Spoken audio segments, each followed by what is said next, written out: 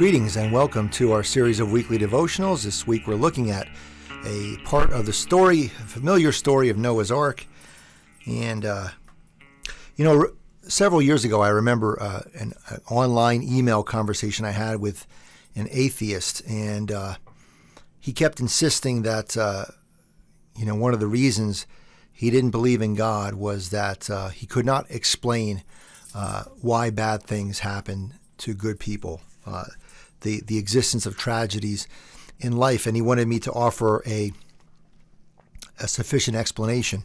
And of course, nothing I really said satisfied him. I mean, I don't really know why tragedies happen in life. Perhaps it's because we're given freedoms, free will, I suggested, and the freedom means that, random things happen.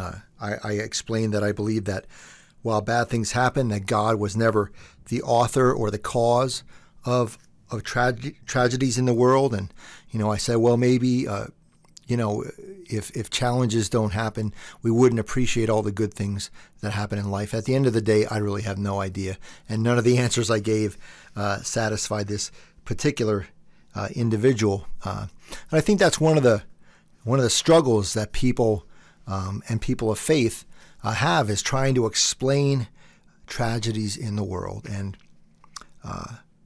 some of you that are familiar with the ancient story of Noah's Ark, the great flood story, might know that in the ancient world there were other flood stories from other religions that were very similar to the story of Noah's Ark. And one of those, the Babylonian story of the flood, was created to explain why tragedies happen in the world. According to the Babylonian version of the flood story, the gods that they worshipped agreed never to send a great flood to destroy the earth, but instead would send random smaller tragedies here and there, the random illness or car accident that would replace the great flood. And this is how tragedies in life came to be.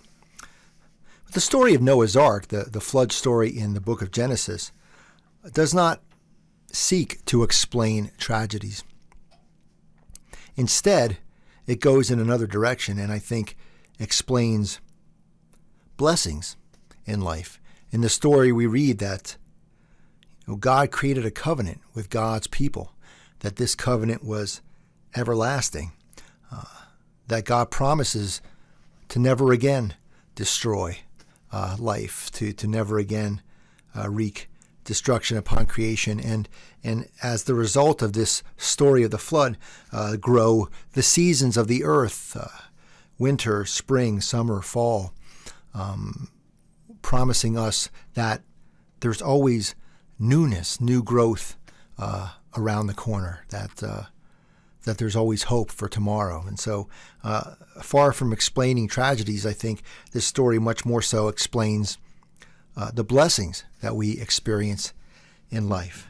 And, at the end of the day, I'm not sure that there is really ever any satisfactory explanation for tragedies. I love the Rabbi Harold Kushner's explanation, or answer rather, at the end of his book, When Bad Things Happen to Good People, when he presents his opinion that in the end there is no really satisfactory explanation for why bad things happen to good people.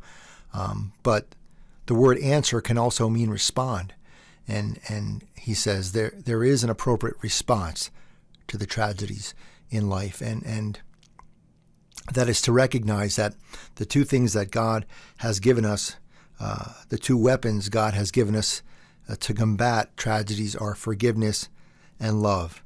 And in the end, the only appropriate answer to tragedies in our lives is to forgive God for creating a less than perfect world, and to go on loving despite it all. Amen.